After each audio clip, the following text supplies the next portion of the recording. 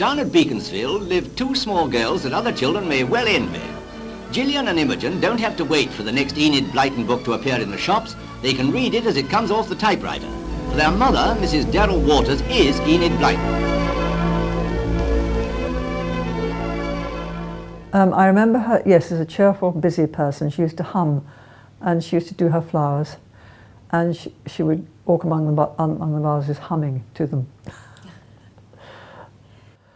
And my mother used to, each morning she used to go and talk to the cook about, you know, what the menu for the day and so on, and discuss, you know, all shopping and so on. And then she would work right through the morning from 10, and then she would do some, you know, a little bit of gardening or whatever she felt like doing in the afternoon, and also work more.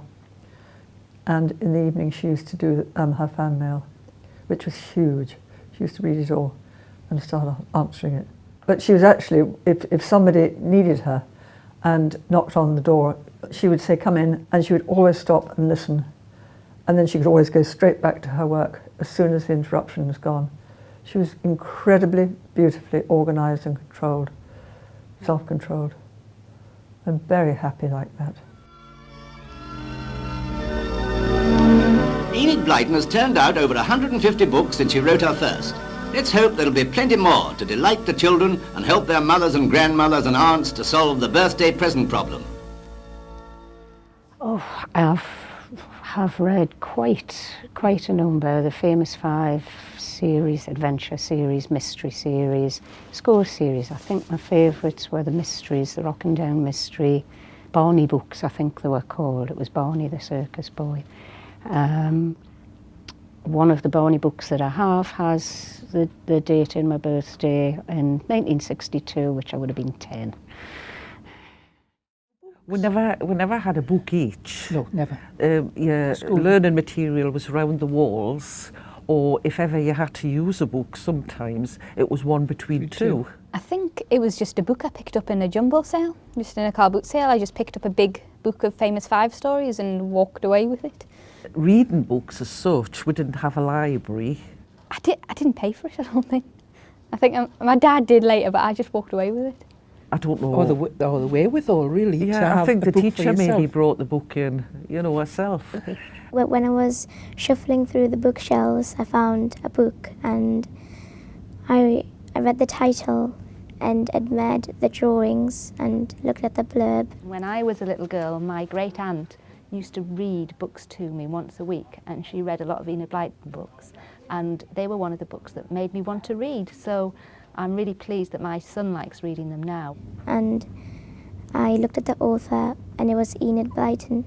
I started reading Blyton when I was about 8 years old. I'd only just moved to England, and I didn't even speak a word, and I was like slowly learning.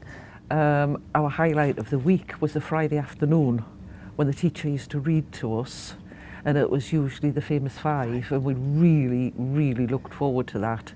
And she always used to stop at the most exciting place. It'll get more exciting, and you'll feel like reading it more. It made me want to get through, and it made me want to read another one and another one. And it's one of those things that really propelled me to read and improve my English. I think because her books were very engaging and very accessible, and once you got involved, you wanted to find out. And so a child who is struggling to read might be more motivated to carry on than if they had a book that just didn't interest them. So in that sense, she possibly did encourage more children to read than might have done.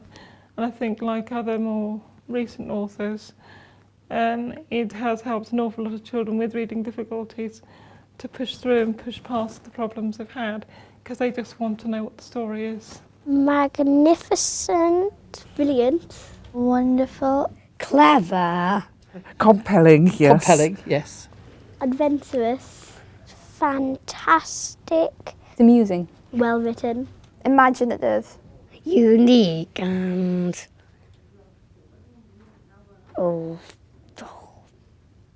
well, I can't really put this into words, but, well, into our word, I can put it into words, but sort of, I'm just going to say nice to make a long story short. You could call it simple, but I would say it's more relatable. It's more like what goes on in your head when you're that age. It's your childhood fantasies.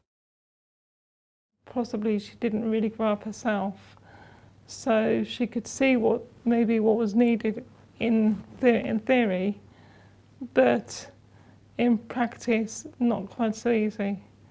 And the day-to-day maybe wasn't as nice and interesting as making up stories where she was in control and where the children were predictable, for her at least. So I think it was a sort of hypothetical. I think she did understand children, but as long as she didn't have to have too much, because she hadn't really maybe moved on from being a 12-year-old herself, maybe. Sometimes Gillian and Imogen have to insist that she must relax and play a game with them so that she doesn't overwork. Father, a distinguished surgeon of one of London's big hospitals, joins in too. But they have to be quick to say snap before Mother.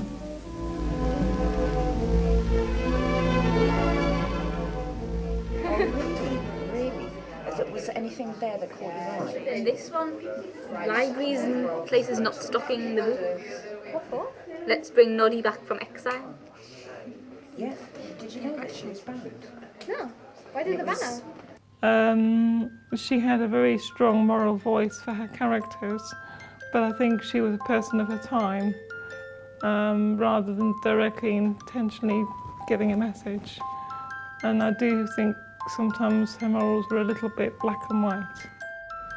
I enjoyed her books very much. I would have said on reflection, maybe some of the things she'd put in it. And there is this idea of, you know, sort of the gollies and various other things in the book that maybe she wasn't very PC, but she might not have understood that.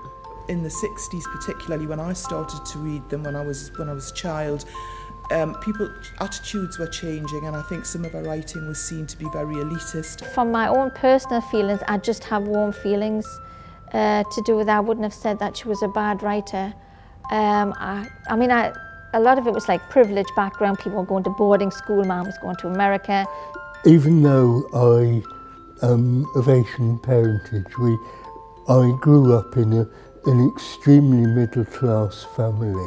The teacher went round the classroom and asked children what they were reading, and when I said, you know, quite excitedly, oh, I'm reading an Enid Blyton, and whichever one it was, she was quite angry and said, oh, Enid the Blighter, terrible, don't read her books anymore, she's a terrible writer. I could identify, I think, at the time, with some of the attitudes and certainly the way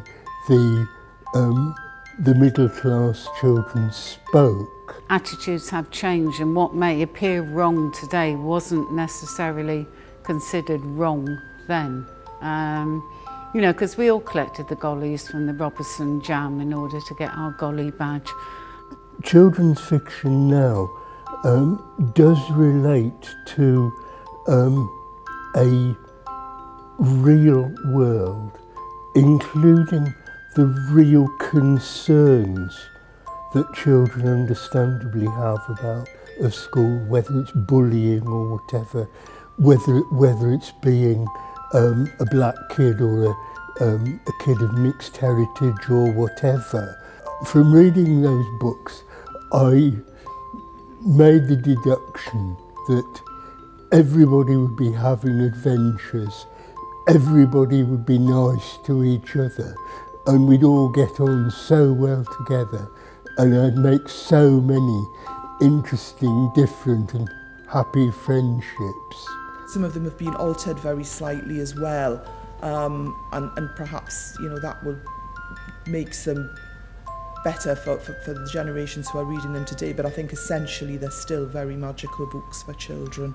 I just liked the stories, and I didn't feel any sort of animosity or anger towards them. Even when I read the Rubber Dub Mystery again, I didn't feel any sort of hostility type thing, unless I've not read the controversial stories. As a treat before bedtime, the girls listen to one of those stories that are the best sellers among children's books.